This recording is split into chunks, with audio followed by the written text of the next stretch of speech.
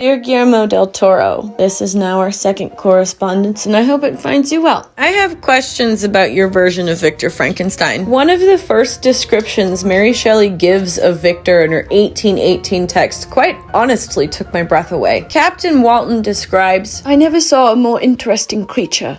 His eyes have generally an expression of wildness and even madness, but there are moments when, if anyone performs an act of kindness towards him, or does him any the most trifling service, his whole countenance is lighted up, as it were, with a beam of benevolence and sweetness that I never saw equalled. But he is generally melancholy and despairing, and sometimes he gnashes his teeth as if impatient of the weight of woes that oppresses him." What could have made Victor so? Captain Walton gains enough of Victor's trust for Victor to relay his treacherous tale, along with a warning familiar to Adam and that of the Romantic time period. Victor states, "Learn from me, if not by my precepts, at least by my example. How dangerous is the acquirement of knowledge, and how much happier that man is who believes his native town to be the world. Then he who aspires to become greater than his nature will allow." Mary Shelley spoke in terms those of her time period could understand. Perhaps that is where our modern day confusion lies. Victor Frankenstein is closer to Adam than God, though he does compare himself to the devil. It's hard to place total blame on Victor, yet impossible to find him faultless. He's neither vengeful God nor innocence embodied.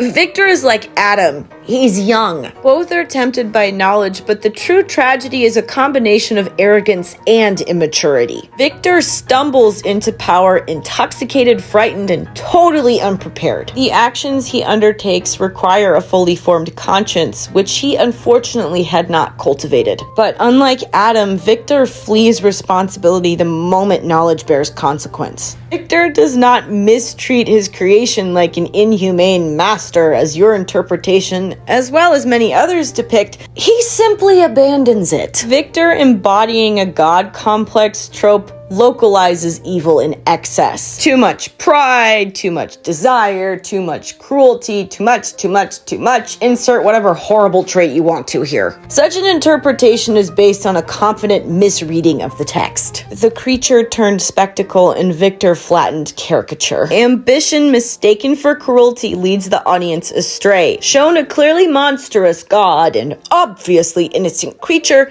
we miss Victor's quieter, much more damning flaw, the truly horrific aspect of this tale: cowardice. No man wants to admit to being a coward. It's not a forgivable quality. You can't escape it once it has hold of you. This is the monster stalking so many people. Mary Shelley wished to show something far more common and therefore more dangerous: the failure to love what one has made, the refusal to remain present once creation ceases to be beautiful or controllable. Victor is not monstrous because he creates life. He becomes monstrous when he looks away. The creature's violence is learned despair.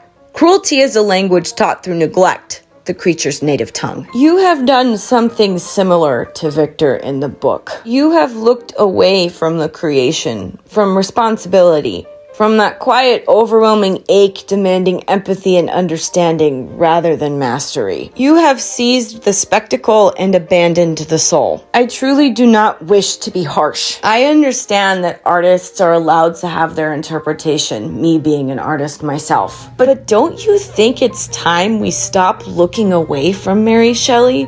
Ignoring her observations and warnings? How many more fathers must abandon their creations before their cries of neglect are heard? We don't need to dumb her words down. There's no need to cut them up and reshape them. There never was. It's scary to be scared, but the fear doesn't go away no matter how far you run. Just stop and embrace it. Rather than perpetuating more forms of her 1831 rewrite, let's honor her 1818 text in its full truth. Let me end this letter with a reminder. Cowards do not get redemption. They are too busy running away to even consider asking for forgiveness. To quote Mary Shelley, communication is indeed a godlike science. Yours faithfully, Nakiyomushi.